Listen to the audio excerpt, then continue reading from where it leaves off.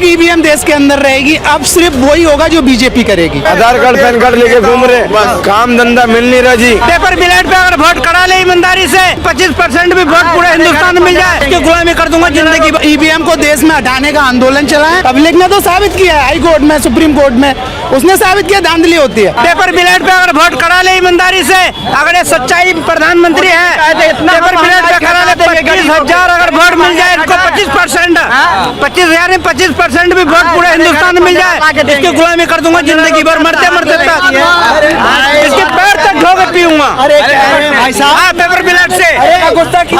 सही बता रहा हूँ यार, गुस्सा नहीं, ये प्रधानमंत्री हो गए, खुद झूठा है, बेईमान है, पब्लिक को कितना भ्रम दोगे, कभी इस जाति को भ्रम दे रहे हो, कभी उस जाति को भ्रम दे रहे हो, कभी इस जाति को भ्रम दे रहे हो, ये भ्रमबाजी करके कब तक प्रवक्ता। सुनो, चाय वाले चाय के केतली भी तुम्हारी बारदाने बंद हो जाएगी, ज्यादा नहीं 6 महीना रुक जाओ, उसके बाद बताएंगे। जब तक ईवीएम देश के अंदर रहेगी, अब सिर्फ वही होगा जो बीजेपी करेगी। अच्छा, ना आपके कहने से, ना हमारे सुनने से, ना समझाने से। पक्ष हारती है ईवीएम पे ठिकरा फोड़ देते हैं, वैसे आप भी कह रहे हैं। जी मैंने मान लिया, आप सरकार हैं, आप कुछ भी कर सकते हैं, आप जाके ईवीएम को हटा दीजिए, विपक्ष का मुद्दा खत्म।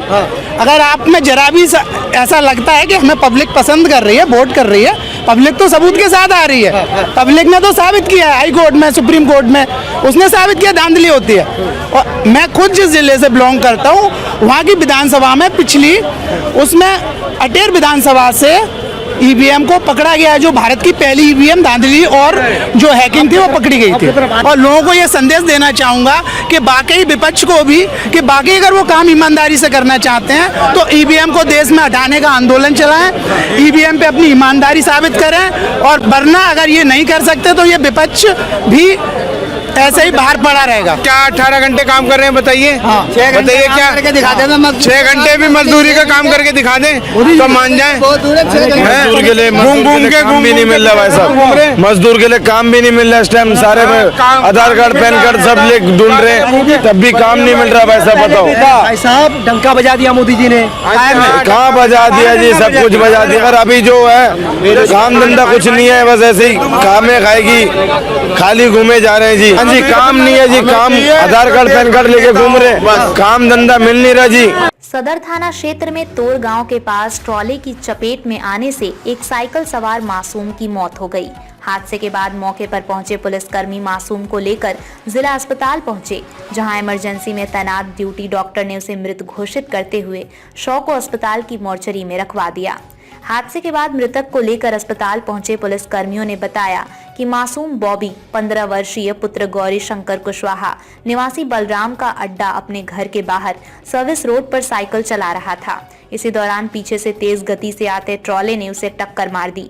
हादसे को देख मौके पर मौजूद स्थानीय लोगों ने सदर थाना पुलिस को सूचना दे दी, जिस सूचना के बाद मौके पर पहुंचे पुलिस मासूम को लेकर जिला अस्पताल पहुंची, जहां ड्यूटी डॉक्टर ने उसे मृत घोषित करते हुए शव को अस्पताल की मोर्चरी में रखवा दिया। घटना को लेकर सदर थाने की एएसआई यादराम ने बताया कि आगरा मुंबई राष्ट्रीय राजमार्ग संख्या 44 की सर्विस रोड पर हुए हादसे के बाद मृतक के शव को मोर्चरी में रखवा दिया गया है।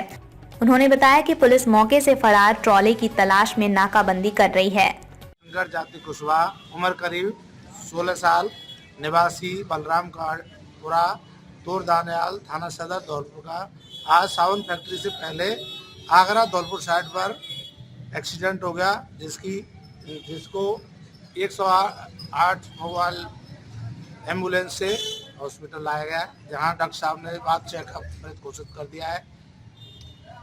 मृतक की बॉडी को सामान्य सदर धौलपुर की मोर्चरी में रखवा दिया गया है और तहरीर आने पर पोस्टमार्टम की प्रक्रिया जारी की जाएगी। आज होगा प्रदेश मंत्रिमंडल का विस्तार, राज्यपाल मुख्यमंत्री के बीच आज होगी मुलाकात। सीएम भजनलाल शर्मा जाएंगे राजभवन, राज्यपाल कलराज मिश्र से सीएम करेंगे मुलाकात। सुबह 9:30 बजे राजभवन में मिलेंगे। मुलाकात के बाद शपथ की बढ़ेगी शपथ की प्रक्रिया। सीएम राज्यपाल को देंगे शपथ लेने वालों की सूची। शपथ ग्रहण का समय है 3:15 बजे का। यूआर साहू होंगे राजस्थान के नए कार्यवाहक डीजीपी। उमेश मिश्रा ने दिया वीआरएस। कांग्रेस सरकार के समय लगाए गए थे डीजीपी, राजस्थान में नई सरकार आते ही अब लगाया जाएगा नया DGP. DG Ravi Prakash Rajiv Sharma race में सबसे आगे। पुलिस मुख्यालय के निर्देशानुसार आपराधिक तत्वों के विरुद्ध दिनांक 27/12/2023 से 29/12/2023 तक 3 दिवसीय विशेष अभियान चलाया गया। 3 दिवसीय विशेष अभियान के दौरान अवैध गतिविधियों में लिप्त दर्ज प्रकरणों में वांछित तथा निरोधात्मक कार्यवाही के तहत कुल 405 अपराधी गिरफ्तार। अभियान के तीसरे दिन 64 टीमें, जिनमें कुल 249 पुलिस कार्मिकों द्वारा 129 स्थानों पर दी गई दबिश। दिनांक 29/12/2023 को अवैध गतिविधियों में लिप्त दर्ज प्रकरणों में वांछित तथा निरोधात्मक कार्यवाही के तहत कुल 159 अपराधी गिरफ्तार। भूमाफिया, शराब माफिया व संपत्ति संबंधी अपराधों में चालानशुदा अपराधियों में से निरोधात्मक कार्यवाही में 27 गिरफ्तार। 5 साल में आर्म्स एक्ट, NDPS एक्ट और फायरिंग की घटनाओं में चालानशुदा अपराधियों में से निरोधात्मक कार्यवाही में 4 गिरफ्तार। HS हार्डकोर स्थायी वारंटी 7 गिरफ्तार। भीलवाड़ा पुलिस द्वारा अवैध गतिविधियों में लिप्त स्थायी वारंटी उद्घोषित एवं जघन्य अपराधों में वांछित अपराधियों की धरपकड़ के लिए श्रीमान महानिदेशक पुलिस राजस्थान श्री उमेश मिश्रा के निर्देश एवं श्रीमान अतिरिक्त महानिदेशक पुलिस अपराध शाखा श्री MN दिनेश के पर्यवेक्षण एवं श्रीमान महानिरीक्षक पुलिस उदय रेंज उदयपुर अजय पाल लांबा के निर्देशन तथा श्याम सिंह जिला पुलिस अधीक्षक भीलवाड़ा के नेतृत्व में जिला भीलवाड़ा में विभिन्न श्रेणियों के आपराधिक तत्वों के विरुद्ध दिनांक 27/12/2023 से 29/12/2023 तक 3 दिवसीय विशेष अभियान चलाया गया। हार्डकोर अपराधी तथा हिस्ट्री शीटर्स, 5 साल में arms act, fire arms, NDPS act और फायरिंग की घटनाओं में चालानशुदा अपराधी। भूमाफिया, शराब माफिया व संपत्ति संबंधी अपराधों में चालानशुदा अपराधी। स्थायी वारंटी उद्घोषित अपराधी भगौड़े 299 CRPC। उक्त अभियान हेतु विमल सिंह अतिरिक्त पुलिस अधीक्षक मुख्यालय भीलवाड़ा तथा वृत्ताधिकारियों, थानाधिकारियों एवं आसूचना अधिकारियों से विस्तृत चर्चा कर कार्य योजना के साथ थानेवार टास्क दिया गया। दबिश के लिए टीमें एवं रूट तैयार कर अंतिम रूप दिया गया।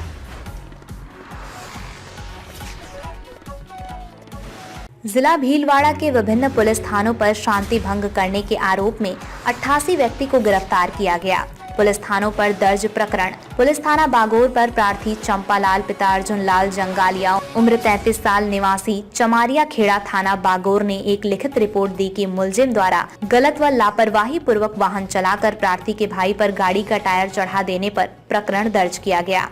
पुलिस थाना मांडल पर प्रार्थी गोपाल लाल पुत्र बंशीलाल प्रजापत कुम्हार उम्र 53 वर्ष निवासी मेजा तहसील मांडलियाना मंडल जिला भीलवाड़ा ने एक लिखित रिपोर्ट दी कि वीडियो कोच ट्रेवल्स बस जिसके रजिस्टर नंबर AR 01T2311 के चालक द्वारा गलत लापरवाही एवं काफी तेज गति से चला प्रार्थी के मामा के लड़के के स्कूटर के जोरदार टक्कर मारना, जिससे मृत्यु हो जाने पर प्रकरण दर्ज किया गया। संदिग्ध अवस्था में एक की मृत्यु। पुलिस बाना सदर सर्कल में मृतक प्यारा लाल पिता छोगा लाल माली उम्र 70 साल निवासी कोदूकोटा थाना सदर भीलवाड़ा की खेत पर पेड़ की टहनियां काटते समय करंट लग जाने से उनकी मृत्यु हो जाने पर मर्ग दर्ज किया गया।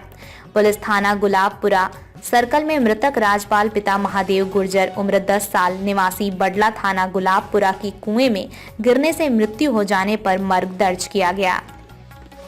इतने अच्छे दिन आए कि लोगों को रोटी नहीं मिल रही है। अब बताइए कितनी सरकारी नौकरियां निकली हैं? जो लोग रोजगार थे बेरोजगार हो गए। बिल्कुल 2014 से पहले तो हमारे देश पर चाइना का राज था ना, पाकिस्तान का राज था ना। भाजपा वालों को काम है लोगों को बरगलाना। इतने अच्छे दिन आए कि लोगों को रोटी नहीं मिल रही है, रोजगार नहीं मिल पा रहा है। अब बताइए कितनी सरकारी नौकरियां निकली हैं? बिल्कुल अच्छे दिन आए हैं। अच्छे दिन ये आए कि जो लोग रोजगार थे बेरोजगार हो गए। जिनके घरों में लोग अच्छे से कमा करके अपने बच्चों का पालन पोषण करते थे, अच्छे स्कूलों में पढ़ाते थे, वो बच्चों की शिक्षा चली गई है। अच्छे दिन आए हैं। जितना मोदी जी अडानी अंबानी को आगे बढ़ा रहे हैं और इस देश के बेरोजगार नौजवान युवाओं को रोड पे ला रहे हैं, यही अच्छे दिन है। अंबानी को क्या बढ़ाया जा रहा है? अरे आप खुद देखिए ना, 2014 के बाद से अडानी का शेयर कितना बढ़ा है, आप खुद देखिए।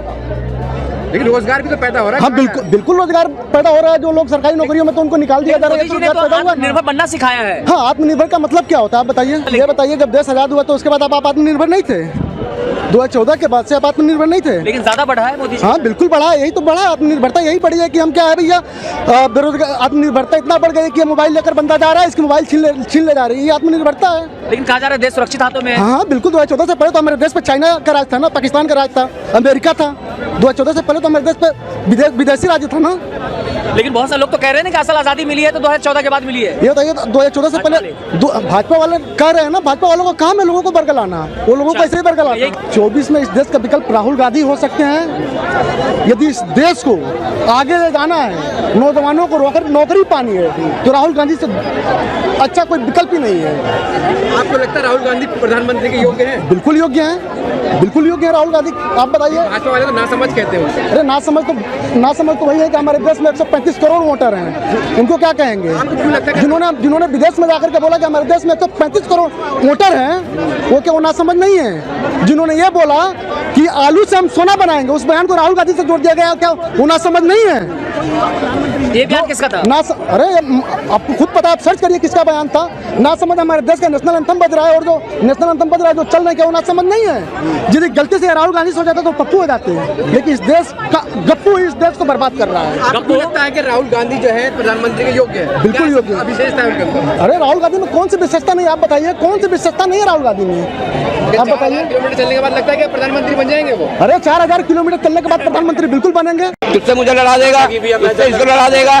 मोदी तो मुमकिन है, क्योंकि आग लगाने वाले सत्ता में बैठे हुए हैं। श्रीमती ईरानी कहाँ पे है? मोदी तो मुमकिन है। तुझसे मुझे लड़ा देगा, तुझसे इसको लड़ा देगा। मोदी तो मुमकिन है, लड़ाने का काम करता सारा काम मुमकिन है। मुझे बताइए, आज कह रहे हो राशन फ्री दे रहा है, फिर इसके बाप का राशन है क्या? राशन इसके बाप का नहीं है, ये सब जनता का राशन है। सब किसानों ने बोया, हमने मेहनत करी है इसके अंदर। ये जनता का माल है सारा, ये इसके बाप के घर का नहीं आया हुआ कहीं से। कांग्रेस अगर उस टाइम पे मुझे आप ये बताइए, जब कांग्रेस सत्ता में थी तो एक निर्भया कांड के ऊपर पूरी दिल्ली में आग लग गई थी, पूरे हिंदुस्तान में आग लग गई थी। अब क्यों नहीं आग लगती यहाँ पे? क्योंकि आग लगाने वाले सत्ता में बैठे हुए हैं। श्रीमती ईरानी कहाँ पे है? जिस देश की 55% आबादी नौजवान हो, जिस देश में दुनिया का हर 5वां युवक भारतीय हो, जिस देश में 45 साल में सबसे ज्यादा बेरोजगारी हो, और जिस देश में जिस दिन कारगिल विजय दिवस मनाया जा रहा था, उससे ठीक कुछ दिन पहले कारगिल में लड़ने वाले शहीदों के परिवार के साथ कैसी नग्नता की गई है, ये वीडियो आप लोगों ने देखा है। इसीलिए आप अपनी जिम्मेवारी को समझिए। आप इस गंभीर समय में जो आपकी भूमिका है उसको आपको समझने पड़ेगी। और मेरा मानना बिल्कुल साफ है, जैसे बिना विचार की कोई राजनीति नहीं होती है, उसी तरह से बिना नौजवान के, बिना विद्यार्थी के कोई पार्टी सत्ता में नहीं आ सकती है। इस बात को याद रखिएगा।